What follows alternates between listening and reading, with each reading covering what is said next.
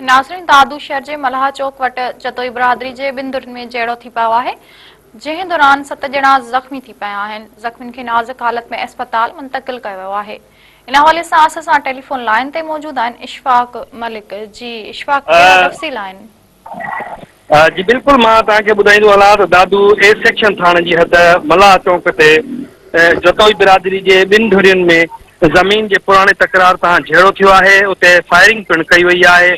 Firing जे दौरान मां तव्हांखे ॿुधाईंदो हलां त हिकु धुर जा 7 ॼणा जेकी आहिनि उहे ज़ख़्मी थी पिया आहिनि, जिन खे इलाज लाइ दादू जी सिविल अस्पताल मुंतक़िल कयो वियो, जिथां उन्हनि जो इलाजु हलंदड़ आहे। पुलिस जो चवणु आहे त ॿई धुरियूं पाण में वेझा अज़ीज़ आहिनि ऐं हिननि जो जेको तकरार थियो आहे उहो पुराणो ज़मीन जो मामिलो आहे। ॿई धरियूं जेको आहे पाण में सोट ॿुधाया पिया वञनि। ज़ख़्मियुनि जो जेको आहे इलाजु दादू जे DHP अस्पताल में हलंदड़ आहे। जी इशफाक मलिक, महिरबानी जी।